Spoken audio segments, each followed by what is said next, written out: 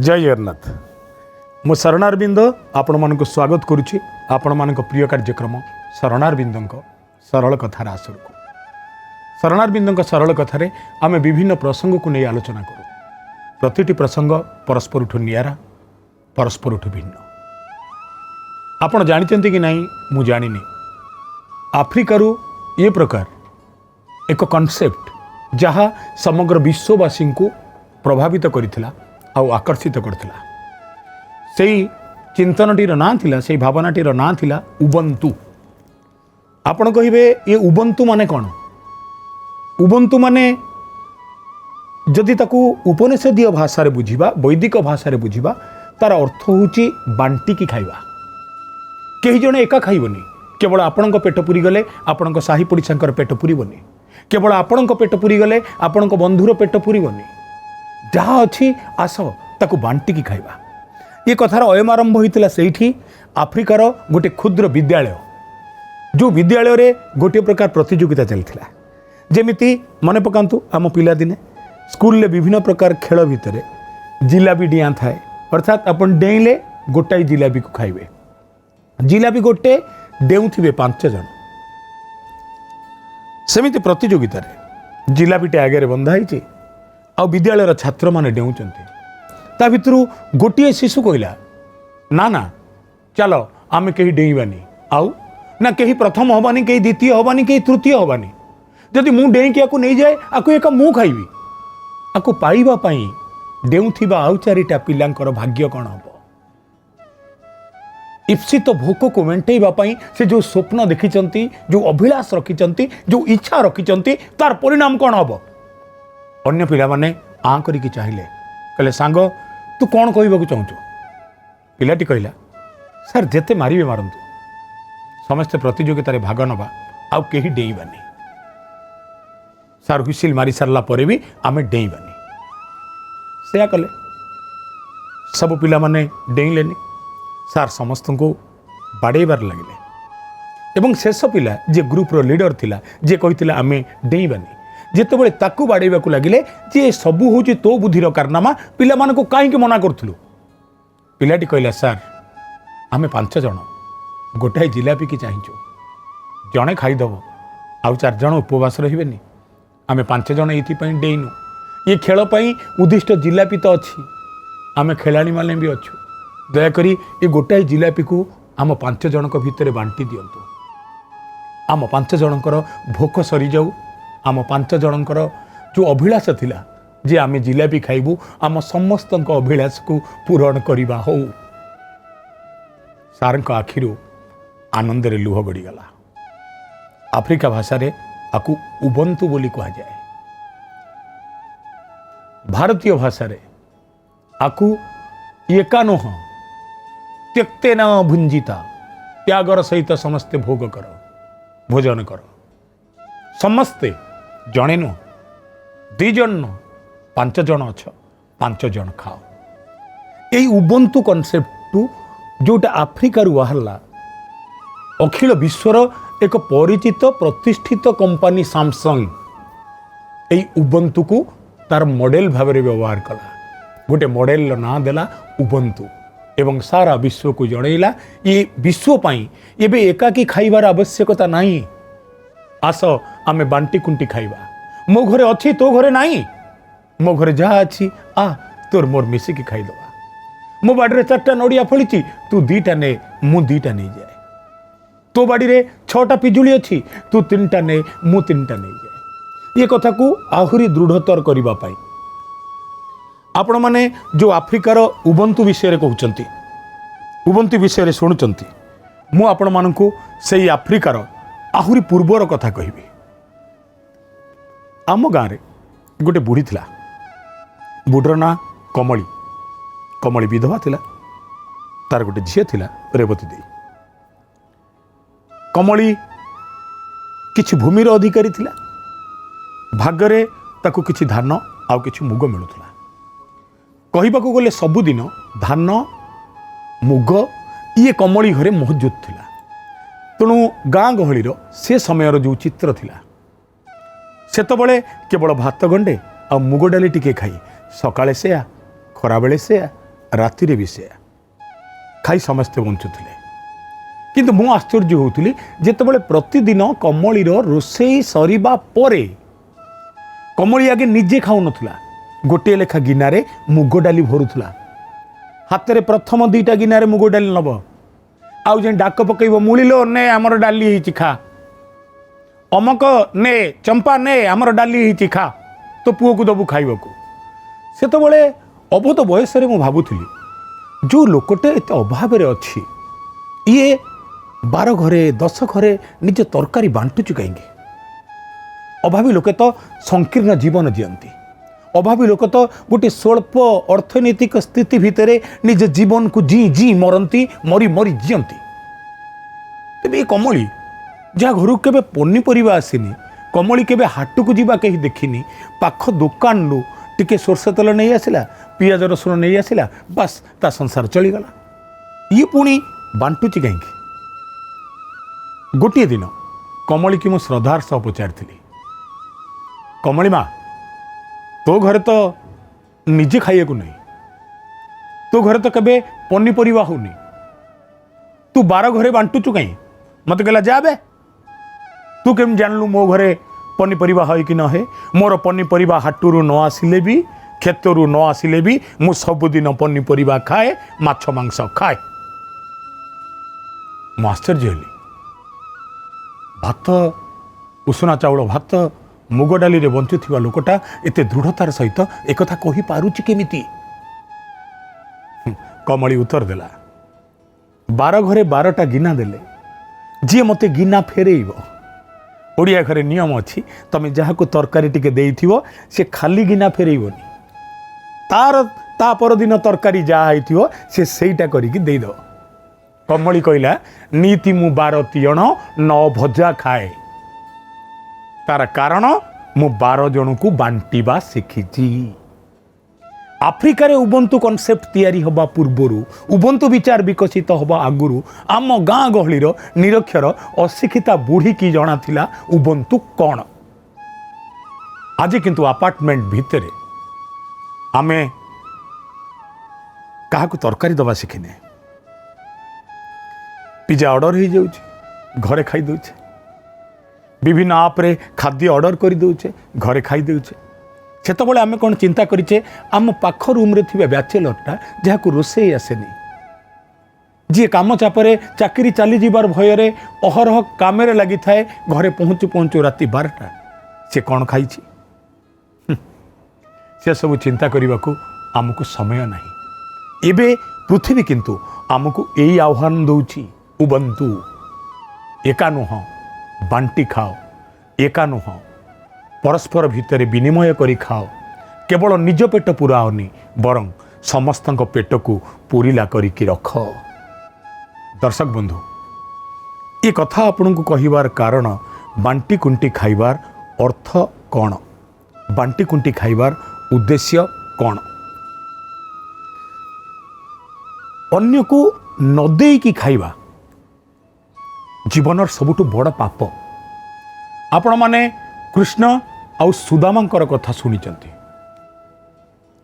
ଗୋଟାଏ ଦିନ, ଯେଉଁ ଦିନ ଭଗବାନ ସୁଦାମାର ପାଦ ଧୋଇଦେଲେ, ତାକୁ ସିଂହାସନରେ ବସେଇ ଦେଲେ, ତା ଉଆସକୁ ରତ୍ନର ଉଆସ କରିଦେଲେ, ସେଦିନ ସୁଦାମା ପଚାରିଲା, ଯଦି ମୋ ଉଆସ ରତ୍ନର ଉଆସ ହେବାର ଥିଲା, ଯଦି ମୁଁ ରାଜକୀୟ ଜୀବନ ଜିଇବାର ଥିଲା, ତାହେଲେ ମୋତେ କୁହ, ହେ ରସରାସ ରସିକେନ୍ଦ୍ର ମୌଳି ସଖା ମୋର କୃଷ୍ଣ, ଏତିକି ଦିନ ଘନ ଅଭାବ କାହିଁକି ଦେଲ? ଘୋର ଅଭାବ କାହିଁକି ଦେଲ? ଅକାଟ ଦାରିଦ୍ର୍ୟତା ଭିତରେ ମୋ ଜୀବନ ବିତିଲା କେମିତି? ଯଦି ମୋର ଭୋଗିବାର ଅଛି ଏତେ ସୁଖ, ତାହେଲେ ମୁଁ ଏତେ ଦୁଃଖ ଭୋଗିଲି କେମିତି? ଭଗବାନ କୃଷ୍ଣ ଉତ୍ତର ଦେଲେ, ସୁଦାମାରେ, ତୁ ବାଣ୍ଟି ଖାଇବା ଶିଖିନୁ, ସେଥିପାଇଁ ତୁ ଏ ଦାରିଦ୍ର୍ୟତାକୁ ଭୋଗିଛୁ। ଆପଣମାନଙ୍କୁ ଏବେ ଯେଉଁ କାହାଣୀ କହିବି, ସୁଦାମା କ'ଣ ବାଣ୍ଟିକି ଖାଇନଥିଲେ ବୋଲି ଦରିଦ୍ର ହେଇଥିଲେ। ଯେତେବେଳେ ଭଗବାନ କୃଷ୍ଣ କହିଲେ, ରେ ସୁଦାମା, ତୁ ବାଣ୍ଟି ଖାଇବା ଶିଖିନୁ, ସୁଦାମା ପଚାରିଲା, କ'ଣ ବାଣ୍ଟି ଖାଇବା ଶିଖିନି? କେଉଁଦିନ ବାଣ୍ଟି ଖାଇବା ମୁଁ ଶିଖିନି? ଭଗବାନ ସେ କଥା କହିବା ଆରମ୍ଭ କଲେ। କହିଲେ, ଯେତେବେଳେ ଉଜ୍ଜୟିନୀରେ ତୁ ଆଉ ମୁଁ ସନ୍ଦୀପନୀଙ୍କ ଆଶ୍ରମରେ ପାଠ ପଢ଼ୁଥିଲେ, 2 ଜଣ ଗୋଟାଏ ଛାତ ତଳେ ଶୋଉଥିଲେ, गोटे कंबल को घोड़ी होउथिले, गोटाए थाली रे खाउथिले। एवं तो दारिद्रता पछरे जो कारण अछि ताहा मध्य सुन ना कौन ना जेतबेले जड़े चोर गोटाए राति विभिन्न घर बुली बुली कौन सी खाद्य न पाइला, जड़े वृद्धा सन्यासिनीर पणतकानी रे थिबा किछि खुद को चोरी कर नहीं गला एवं से चोरी करी नेला बेले ताकू लोक माने देखिदेले। से माने बाड़ेबा को लागिले, लोकटा को दौड़िबा को लागिले ता पछरे। चोरटा भयरे दौड़ी दौड़ी संदीपनी आश्रम पाखरे ता हाथुरु खुद पुड़ियाटे खसी पड़ला। ता हाथुरु खुद पुड़ियाटे खसी पड़ू पड़ू एबे असल रहस्य एवं असल कथार अयम आरंभ है। जेतबेले ता हाथुरु खुद पुड़ियाटे खसीगला, लोक माने से खुद पुड़िया को देखी पारलेनी। रातिर अंधार भितरे चोरटे हजिगला।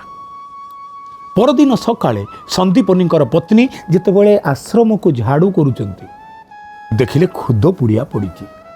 कहले आहा सकाळु सकाळु माँ अन्नपूर्णांक दर्शन, यह बोधे माँ लक्ष्मींकर कृपा। आज दीटा छुआ सकाळु सकाळु तो गाई नहीं कि जीवे, गाई नहीं गला बेले तांकु देदेवी, से पिला दुईटी यही खुद को खाइबे। भगवान कृष्ण कहले सुदामा से दिन मन पड़ुछि। सुदामा कहले हाँ से दिन मन पड़ुछि।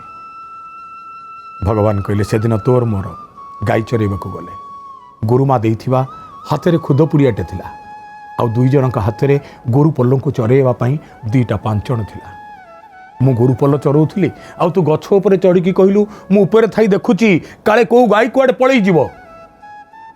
मु गाई चरौथली, गाई मानकर जत्न नौथली, मते भी भोक होउथला तते भी भोक होउथला। तू मुठा मुठा करी उपरे खाइबाकू लागिलु, उपरे खाई खाई सबू खाईदेलु। से दिनटा मु उपास रही।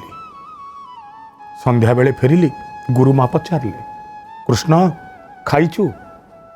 मो तल को मुह पोतिली। तू कान धरी कही माँ मोर भूल होइछि। कृष्ण को न जणई तमे देइथिबा खुद पुड़ियाटा को मु एका एका सबु सबु खाई देइछि। से दिन गुरुमा कहिथिले एमितिका दारिद्रता तते लागू तू बुझी पारिबु भोकर मूल्य कौन, तू बुझी पारिबु उपवासर मूल्य कौन, अन्य को न देई निजे खाइबार अर्थ कौन। केवल से गोटे भूल पाई तू सारा जीवन दारिद्रता को भोग करिचु रे सुदामा। आज अनुभव होउछि ई उबंतु कथाटे आम शास्त्र रे बहुत पूर्वरु थिला, आम गाँ गहली रे बहुत पूर्वरु थिला।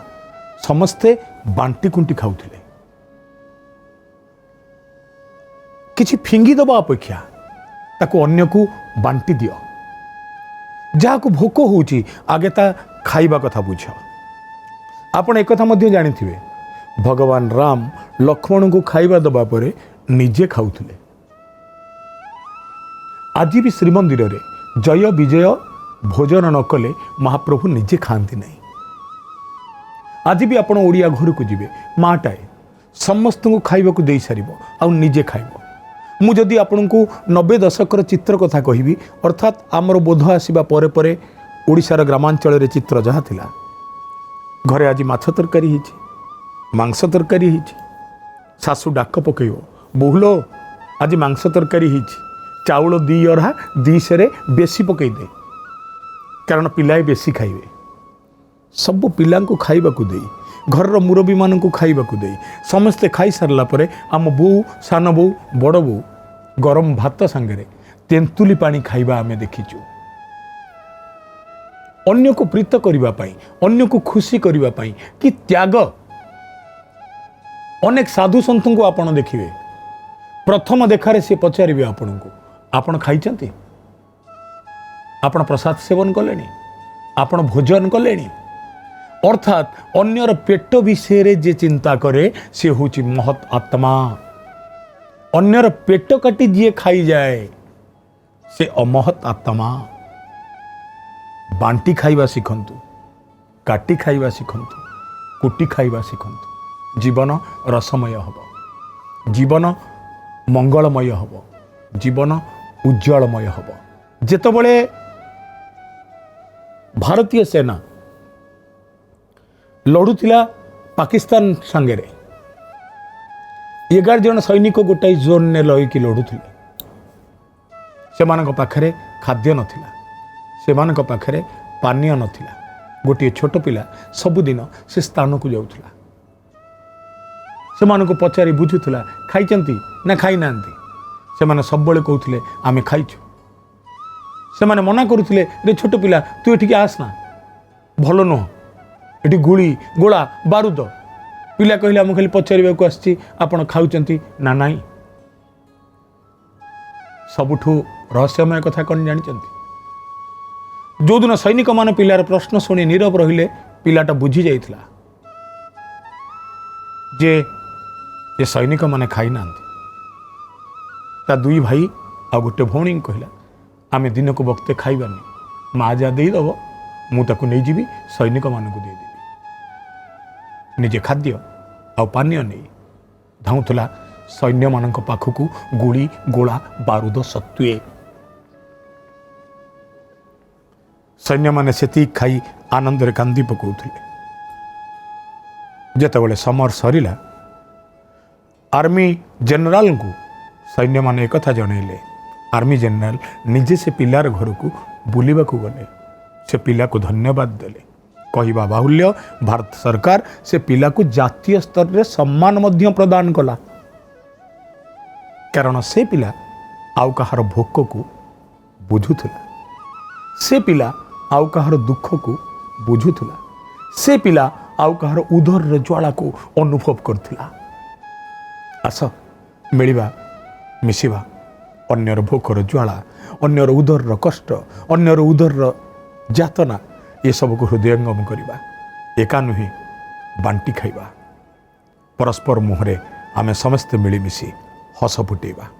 ଦର୍ଶକ ବନ୍ଧୁ, ଆମେ ଆଲୋଚନା କରୁଥିଲେ ବାଣ୍ଟି ଖାଇବା, କାଟି ଖାଇବା ଉପରେ। ଉବନ୍ତୁର କଥା ଆଫ୍ରିକା ପାଇଁ ନୂଆ ହୋଇପାରେ, କିନ୍ତୁ ଭାରତୀୟ ସଂସ୍କୃତି ପାଇଁ ଏହା ବହୁତ ପ୍ରାଚୀନ ଏବଂ ବହୁତ ମହତ୍ତର। ଏକଥା ଆମେ ସମସ୍ତେ ସ୍ୱୀକାର କରିବା। ଶ୍ରୀ ଜଗନ୍ନାଥ ସଂସ୍କୃତିରେ କୁହାଯାଏ, ଯଦି ଆପଣ ଆନନ୍ଦ ବଜାରକୁ ଯାଇଛନ୍ତି ଆପଣ କେବେ ଉପବାସ ରହିବେନି। ଆପଣ କାହା ସାଙ୍ଗରେ ବସିଗଲେ ବି କେହି ଆପଣଙ୍କୁ ମନା କରିବନି। ଆପଣ କାହାକୁ ମାଗିଦେଲେ ବି କେହି ଆପଣଙ୍କୁ ମନଉଣା କରିବନି। ଆମ ଜଗନ୍ନାଥ, ଆମ ମହାପ୍ରଭୁ ଆମକୁ ଶିଖେଇ ଦେଇଛନ୍ତି, ବାଣ୍ଟି ଖାଅ। ଦୁନିଆରେ 1000 ଅପଦୃଶ୍ୟ ଦେଖ, ପାପ ହବନି। ଅନ୍ୟର ଉପବାସ ରହିବା ଦେଖନି, ପାପ ହବ। ଆପଣ ଜାଣିଛନ୍ତି ଆଜି ବି 1000 ଲୋକ ଭୋକରେ ଅଛନ୍ତି। ସ୍ପେନ୍ର ଜଣେ ଡାକ୍ତରଙ୍କ ପାଖକୁ ଅନେକ ରୋଗୀ ଦେଖିବାକୁ ଆସନ୍ତି। ରୋଗୀ ଦେଖନ୍ତି ଡାକ୍ତର, ସେମାନଙ୍କଠୁ ଫିସ୍ ନିଅନ୍ତି।